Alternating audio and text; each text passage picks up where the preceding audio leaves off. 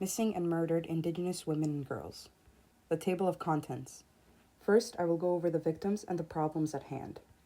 Next, I'm going to go over the Red Dress Project. Then I'm going to go over the ways to help and the need for change. After that, I will talk about the benefits for the change. And finally, I will go over the call for action. First up, the victims. This is Abigail Andrews. Abigail Andrews was 28 and she was an expected mother, but she wasn't yet showing. She was last seen on April 7th in 2010, walking home from a friend's house. She was never seen again. This is Alana Jemima Cardinal. Alana was 20. She had recently received an acceptance letter from Bordard College in Alberta, where she disappeared on July 16th, 2016. Her body was recovered 9 days later near her home in the community of Goldfish Lake. Her death was classified as a suicide by the coroner, but her family does not believe that she took her own life. Amanda Cook went missing from the Harvest Fair Festival in Rossburn, Man. On July 13th, 1996, she was found dead 4 days later on July 17th. An autopsy determined that she was beaten to death. Clayton George Mentuk was later charged in her death and tried 3 times, but ultimately he was found not guilty of second-degree murder. Savannah Hall. Savannah Hall was only 3 years old when in January 2001 she was taken to the BC Children's Hospital in Vancouver in British Columbia. She was living in foster care and was in a coma and had massive brain swelling, hypothermia, and multiple bruises. She died 2 days later. In 2007, a coroner's inquest concluded that Savannah's death was a homicide, but yet no charges had been laid. Amanda Barrett.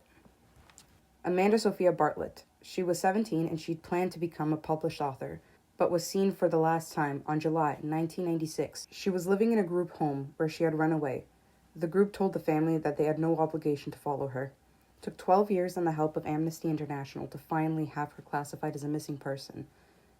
In November 2012, Amanda's family spoke with the Missing and Murdered Indigenous Women and Girls Inquiry hearing in Thompson, Manitoba. Her mother and sister had both shared their frustrations and how hard it was to report Amanda's missing. They were both bounced back and forth between the RCMP and the Winnipeg Police Service about who was responsible for trying to find her. Amanda's sister, Janet Lowther, said, "Why was my word and my mother's word not good enough? Why did they have to make us wait so long?" These 5 examples show how unfair and unjust the justice system is towards Indigenous women and girls in Canada. These are 5 out of the possible thousands of cases against Indigenous women. The average rate of homicide involving Indigenous female victims was 4 times more likely than the non-Indigenous female victims.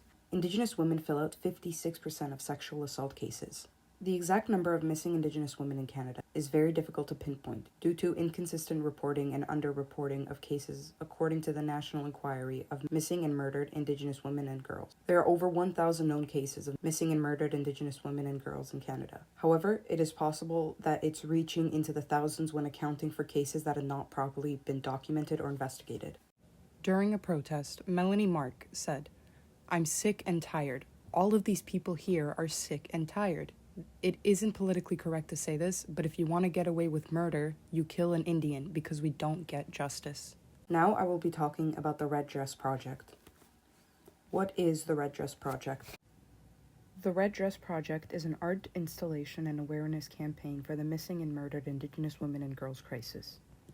Hanging red dresses in public spaces serve as a visual representation of the women who have gone missing or been murdered, often without justice or attention.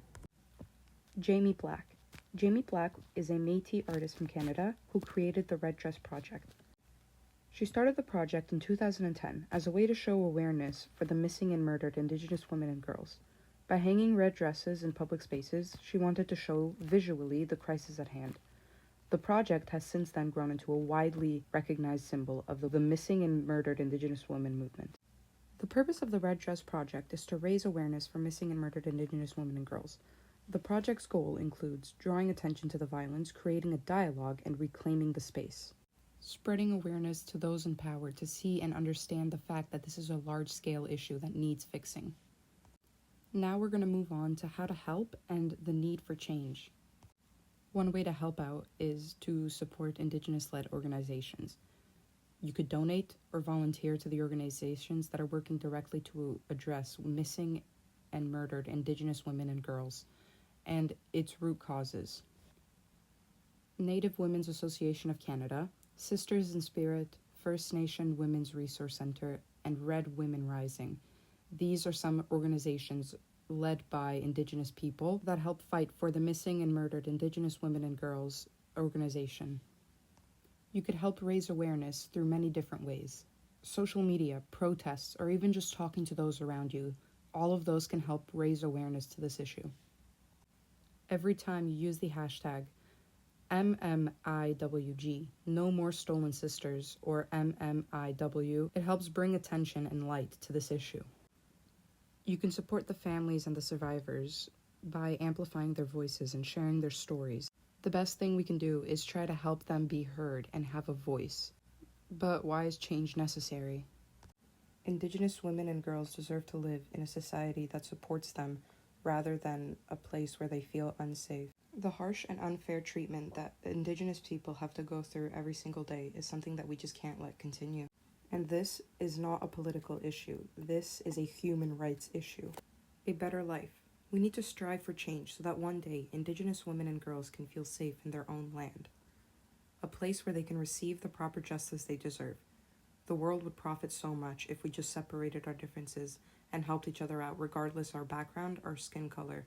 We need to give the younger generation of Indigenous girls a safer place, a justice system that's ready to listen and to help. This way, the cycle of violence can be lowered and there wouldn't be need for people to fight tooth and nail just for basic human rights. Call for action. It's time to put aside our differences and to end this crisis.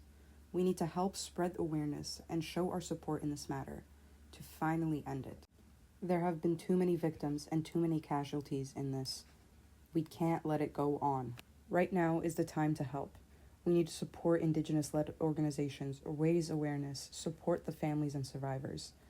We need a place where Indigenous women and girls can feel safe, a proper justice system, and the younger generation needs to see the cycle of violence break.